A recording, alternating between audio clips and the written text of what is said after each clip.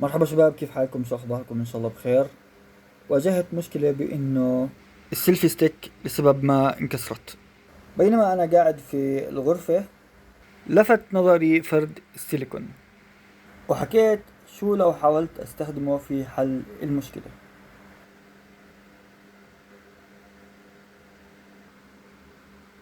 بالنسبة لتوقعاتي الأولية، حكيت من الممكن انه يزبط، ولكن قد يكون في مشكلة مستقبلا اللي هو وزن التلفون على السيلفي ستيك، والفراكتشر حيكون راح يكون سهل انه يرجع يصير كمان مرة. ولكن بعد التجربة، طبعا هذا عشان تصوير الفيديو، المفروض يحط رأس رأس فرد السيليكون مباشرة على القطعة، وهذا اللي كنت سويته أساسا قبل ما أعمل الفيديو. ولكن هذا عشان أورجيكم النتائج كيف شفتها بالنسبة لضعف الحل وعدم فاعليته حتى من غير تطبيق الوزن عليه.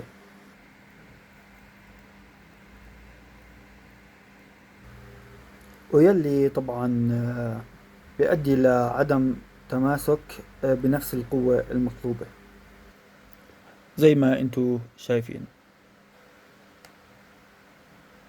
ولأجل هذا لازم نجرب الحل البديل اللي خطر على بالي، واللي هو السوبر جلو السريع. ايوه، السوبر جلو الحامي هذا اللي اذا اجى على الاصابع بلزق ويصير مزعج. شو بتتوقعوا تكون مدى فعاليته؟ انا بتوقع ان الحل ممكن يزبط. طبعا لازم ننظف السيلفي ستيك من اثار السيليكون الحراري.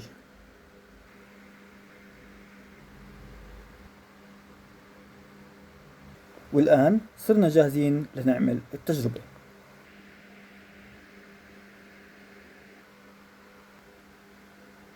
وطبعا أكيد بتعرفوا شو استخدام هذا الجزء. علشان نثقب رأس القصدير، الغلاف الموجود على السوبر جلو كالآتي.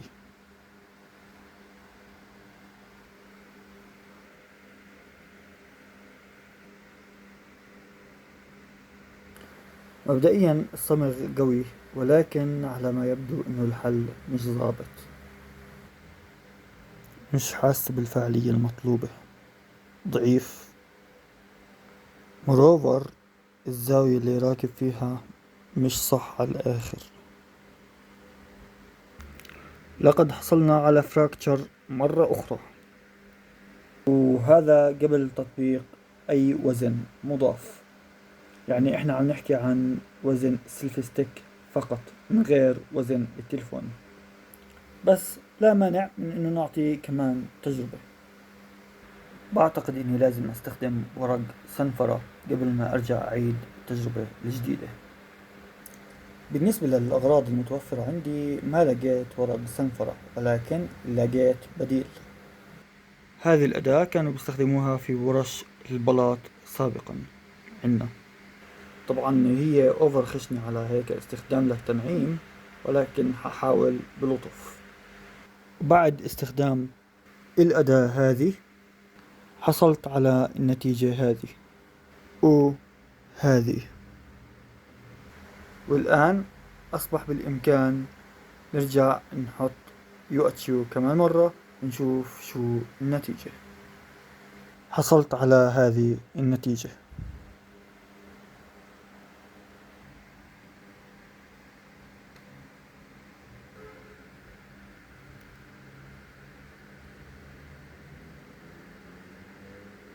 للأسف نسيت ألبس جلوفز، وهي نتيجة النسيان. أما بالنسبة لنتيجة محاولة الربط والتلزيق، فهاي هي النتيجة.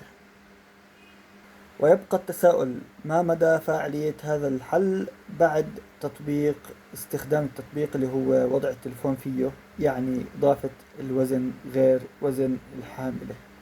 ولكن حبيت أصبر شوي وأرد لكم خبر. طبعا الحمد لله زي ما انتم شايفين مبدئيا هي ثابتة. ولكن بضل التساؤل شو مع تطبيق وزن. شايفين هاي عم بحرك فيها. بما اني حابب انه يكون الاجابة على التساؤل ضمن هذا الفيديو، حجرب بتلفون تاني ونحكي بسم الله. والمفاجأة زبطت.